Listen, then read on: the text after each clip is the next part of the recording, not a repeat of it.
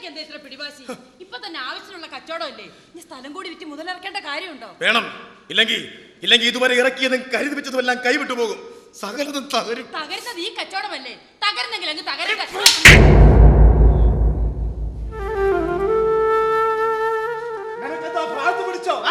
എല്ലാരും കൂടി എന്നെ ഭ്രാന്ത് പിടിപ്പിക്കുക പലതരത്തില്. എടാ, നിന്റെ ഭ്രാന്ത് സഹിച്ചിരിക്കേണ്ട കാര്യം ഇവിടെ ആർക്കില്ല. ഇന്നേക്കിന്ന് ഞാൻ എന്റെ വീട്ടിൽ പോകും. ഇതെല്ലാം കളഞ്ഞ് പൊറുക്കാനാണെങ്കിൽ നിനക്ക് അങ്ങോട്ട് വരാം, അല്ലാതെ വിൽക്കാനാണെന്ന് പറഞ്ഞ് ആ പഴി ചവിട്ടി വെക്കരുത്. അങ്ങനെ എന്നെ കളഞ്ഞു പോവല്ലേ. ഇവിടേക്ക് വന്നതൊരു അബദ്ധമായി പോയി. പെട്ടുപോയില്ലേ. ഇനി നിന്ന് കേടില്ലാത്ത അടി വീറണമെങ്കിൽ പണം ഇറക്കിയേ പറ്റൂ. അല്ലെങ്കിൽ പിന്നെ ചാകുന്ന നല്ലത്. അത് തന്നെ നല്ലത്. എടാ, കാരണവന്മാര് കഷ്ടപ്പെട്ടുണ്ടാക്കി മുതൽ വിറ്റ് ജീവിതം ഉണ്ടാക്കാന്ന് ബോധ്യപ്പെടുന്നതിനേക്കാൾ നല്ലത് ചാവുന്ന തന്നെയാ. പിന്നെ ഞാൻ പോവും. എടി പെണ്ണെ, എവന്റെ തല്ലുകൊള്ളാണ്ട് സ്വസ്ഥമായിട്ട് ജീവിക്കണമെന്നുണ്ടെങ്കിൽ നീയും പോര്. എവിടെ നീ അവന്റെ തല്ലുകൊണ്ട് ഈ നഗരത്തിൽ കിടന്ന് നരകിച്ചു. എന്റെ സഞ്ചി എവിടെ വെച്ച്?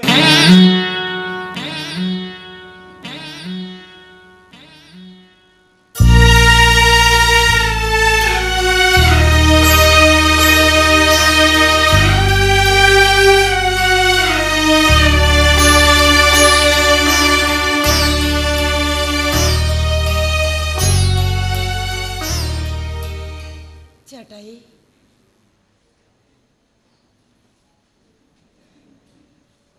നിനക്ക് പോണോ?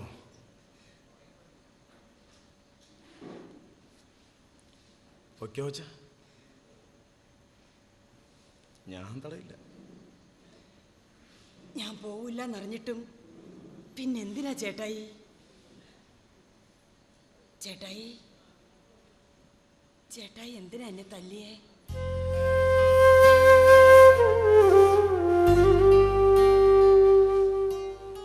ഞാൻ ഇതിലും വലിയ കൊള്ളരുതായ്മകൾ പറഞ്ഞിട്ടും ചേട്ടായി എന്നെ തല്ലിയിട്ടില്ല. എന്നിട്ടിപ്പ തല്ലണമെങ്കിൽ ചേട്ടായിയുടെ മനസ്സിൽ മറ്റെന്തൊക്കെയോ ഉണ്ട്. ഞാൻ ദണ്ണം പറയുകയല്ല. ശരിക്കും എന്താ ചേട്ടായിയുടെ പ്രശ്നം? ഇത്ര ബാധ്യതകൾ വരാൻ മാത്രം? ഇനി അതൊന്നും പറഞ്ഞിട്ട് കാര്യമല്ലോ അച്ഛൻ. ഇവിടേക്ക് വരാൻ തീരുമാനിച്ചോടെ തന്നെ എല്ലാം പിഴച്ചു. നീരുന്ന് തലയൂരാൻ വേണ്ടി വേണ്ട. അച്ഛൻ പറഞ്ഞത് തന്നെ ശരി. കാരണവന്മാർ കഷ്ടപ്പെട്ടുണ്ടാക്കിയ മുതൽ വിറ്റ് ജീവിക്കുന്നതിനേക്കാൾ ഭേദം ചാവുന്നതാ. ചേട്ടായി,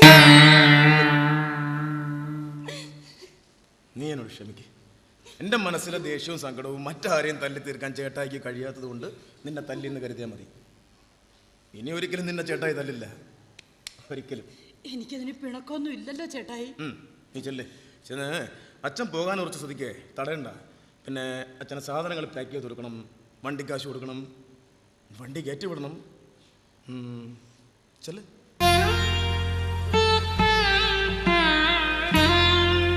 ചെല്ലടി.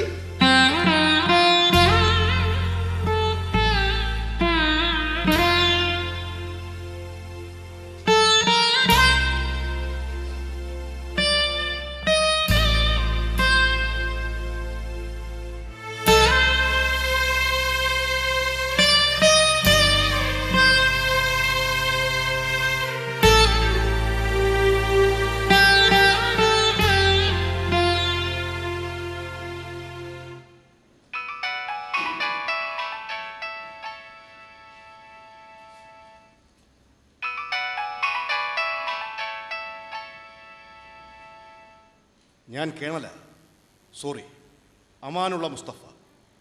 കാശിൻ്റെ കാര്യം എന്തായി? ഇന്ന് രാത്രിയോടെ തന്നെ എല്ലാം ശരിയാവും.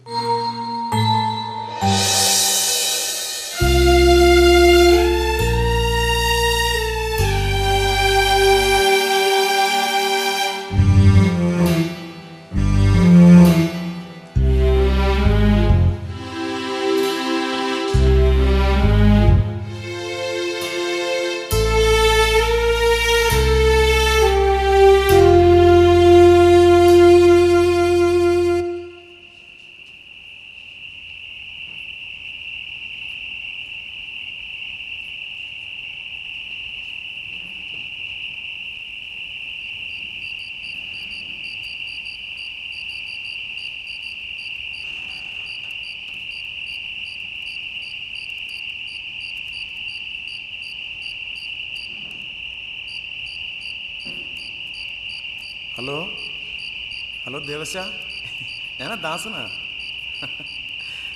വലിയ അതിശയമായിപ്പോയല്ലേ? നേരാ. ഞാൻ അവിടുന്ന് പോകുന്നതിന് ശേഷം ദേവശാൻ ഇങ്ങോട്ട് വിളിച്ചതല്ലാതെ ഞാൻ ആദ്യമായിട്ടാണ് അങ്ങോട്ട് വിളിക്കുന്നത്. ഹലോ, ഇപ്പോഴാ ദേവശാന ശബ്ദം ഒന്ന് കേൾക്കണമെന്ന് തോന്നിയേ. നമ്മുടെ നാടിനെ ഒന്ന് ഓർത്തത്. നമ്മൾ പറയുന്നത് കേൾക്കാൻ മനസ്സുള്ള ഒരാളോടെ കുറച്ച് സംസാരിക്കണമെന്ന് തോന്നിയത്. ഓരോന്നിൻ്റെയും വില അറിയാൻ ഓരോ കാരണവും നേരവും ഒക്കെ വേണമല്ലേ ദേവശ? അല്ലെങ്കിലും ദേവശാൻ അങ്ങനെ പറയൂ. ആ, നേരം പാതിര കഴിഞ്ഞു. ഞാൻ ഉറക്കം കളഞ്ഞോ? അതെ, ഞാനൊരു സന്തോഷ വാർത്ത പറയാനാണ് വിളിച്ചതേ. ആ, ഞാനിവിടുത്തെ എല്ലാ കച്ചവടം അവസാനിപ്പിക്കുക, എല്ലാ ഇടപാടുകളും.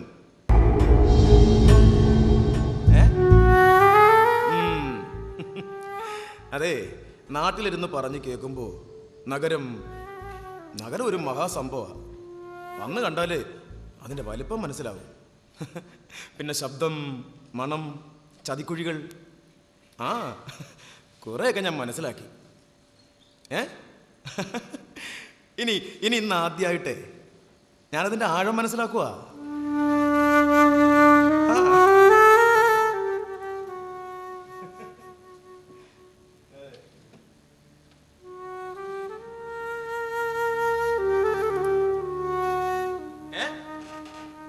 സംസാരം മാറിപ്പോയെന്നു? മനുഷ്യരെ മാറിപ്പോകുന്നു പിന്നല്ലേ. ഇനി വയ്യ ദേവസ്ഥ. അച്ഛൻ ഇന്ന് തന്നെ നാട്ടിലേക്ക് പുറപ്പെട്ടിട്ടുണ്ടേ. ഞാനും ഉടനെ വരും. അച്ഛനെയും അമ്മയും അടക്കിയ മണ്ണിൽ തന്നെ അടക്കണമെന്ന് ആഗ്രഹം പറഞ്ഞ അച്ഛൻ പുറപ്പെട്ടതേ. ആ, എൻ്റെ ആഗ്രഹം അത് തന്നെ.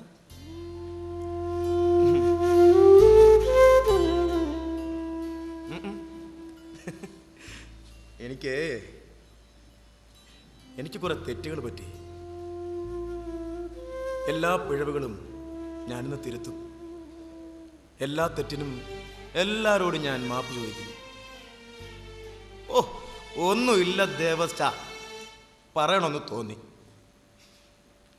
ഞാനുടനെ നാട്ടിലേക്ക് വരും. ദേവസ്ഥ ഉറങ്ങിക്കോ. ആ, ഞാനും ഉറങ്ങാൻ പോവുക. വയ്ക്കുക.